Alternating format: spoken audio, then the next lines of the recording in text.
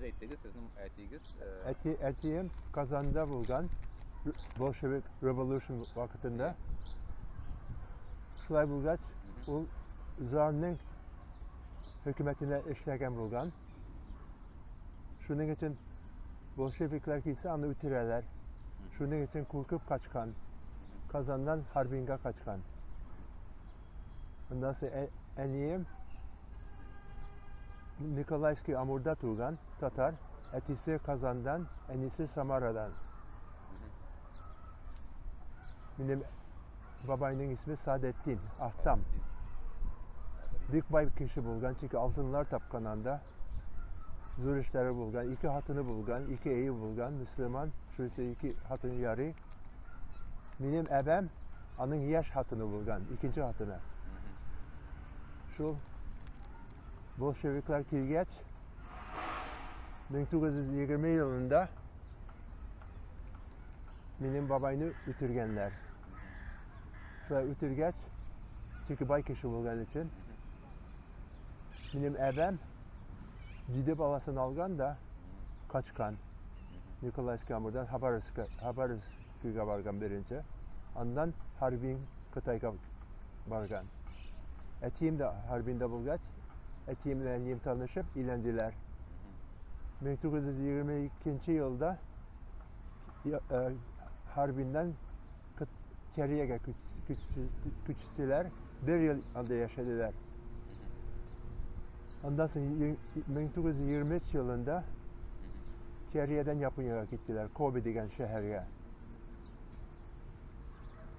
O vakitte Tatarlar bir küp idi. Ama kübesi Tokyo'da, yartısı Tokyo'da, yartısı Kobe'de. Kobe'de Tatarların cemiyeti var idi. İsmi İdel Ural Tatarları cemiyeti degen. Etiyim Dağı'nın reisiydi, başıydı.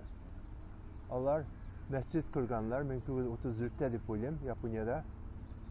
Ondan sonra mektepte kurganlar, medres. Ben birinci 5 yılını medreste okudum. İski Tatarca, Arap harfleri bilen Kur'anlar okup, şulay okudum. Ondan sonra Japonya'daki bulgan Tatarlar Rusya'dan kaçkan bulgan için pasaportları yok. Japonlar da pasaport vermiyorlar. Çünkü kayda barırga da cingil tügel. Şunun için onlar anda kaldılar.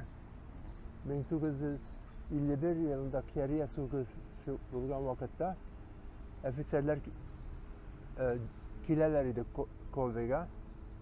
Onlar her vakit bizden eyde kulakta bizden eyde tıralar idi. Bir zor idi. Uncide bilmeli. Appak zor. Onlar gayteleriydi. White House of Kobe gayteleriydi. Şu o vakitte Türk askerlerinin başı General Tahsin Yazıcı. Bizden eyde bir 4-5 mertebe türdü. Etiyimli bilen bir yakşı ibdaş buldular. Şu olay etiyime Türkiye'ye kaç hükümetten sığırayım değil, sizge vatandaşlık bilsinler deyip. Kaçtı Türkiye'ye. 3 ay sonra bizge vatandaşlık bildiler. 52 ve 53 yılında. Şulay bulgaç pasaportumuz da var. Ya,